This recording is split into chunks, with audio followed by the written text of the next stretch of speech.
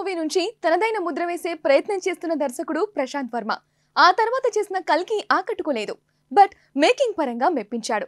జాంబిరెడ్డితో commercial hit అందుకున్నాడు. అయినా దర్శకుడిగా ప్రశాంత్ వర్మకు పెద్దగా క్రేజ్ రాలేదు. ఈ ఏడాది సంక్రాంతికి వచ్చిన హనుమాన్ అతన్ని ఎక్కడికో తీసుకువెళ్ళింది. చిన్న టీజర్ తోనే దేశవ్యాప్తంగా సెన్సేషన్ క్రియేట్ చేశాడు. అదే టైంలో ఆదిపురుష్ టీజర్ రావడం, అందులో గ్రాఫిక్స్ అత్యంత నాసి రకంగా ఉండటం, ఇటు హనుమాన్ ఓ రేంజ్ లో కనిపించడంతో ఎవరి ప్రశాంత్ అని దేశవ్యాప్తంగా ఉన్న ఇండస్ట్రీస్ కూడా ఆరా తీశాయి. తను అనుకున్న దానికంటే కాస్త ఎక్కువ టైం తీసుకుని సంక్రాంతి బరిలో అనేక వివాదాల మధ్య విడుదలైన హనుమాన్ అఖండ విజయం సాధించింది. India's real super man story అంటూ పాన్ ఇండియా రేంజ్ లో ఈ మూవీ 100 కోట్లు కలెక్ట్ చేసింది. కట్ చేస్తే ప్రశాంత్ కూడా పాన్ ఇండియన్ డైరెక్టర్ అయ్యాడు. హనుమాన్ కు కంటిన్యూటీగా జై హనుమాన్ తీస్తున్నా అని అప్పుడే చెప్పాడు.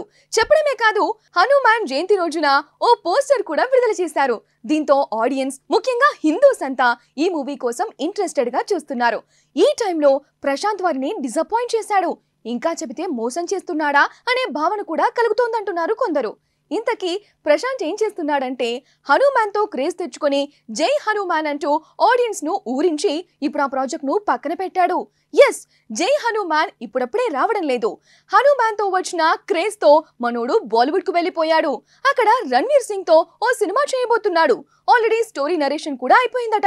రాక్షస అనే టైటిల్ అనుకున్నారనే వార్తలు వస్తున్నాయి.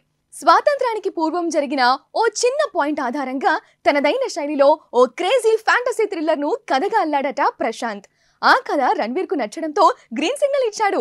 తను అడిగినంత బడ్జెట్ తో ఈ చిత్రం త్వరలోనే సెట్స్ పైకి వెళ్తుందని వార్తలు వస్తున్నాయి. దీంతో జై హనుమాన్ ఉంటుందని ఆశించిన అభిమానులు ఫీల్ అవుతున్నారు. అయితే ఈ కథ తన ప్రశాంత్ సినీ వర్స్ లో కలిపే అవకాశాలున్నాయంటున్నారు. అంటే హనుమాన్ జై హనుమాన్ సిరీస్ లో ఈ కథ కూడా యాడ్ అయి ఉంటుందంటున్నారు. మరిది నిజమా లేక కనిపిస్తున్న వ్యతిరేకతను కవర్ చేసే ప్రయత్నమా అనేది తెలియదు. కానీ ఈ ప్రాజెక్ట్ కోసం రణ్వీర్ సింగ్ ఏకంగా డాన్ 3 ప్రాజెక్ట్ ను పక్కన పెట్టాడు అంటున్నారు.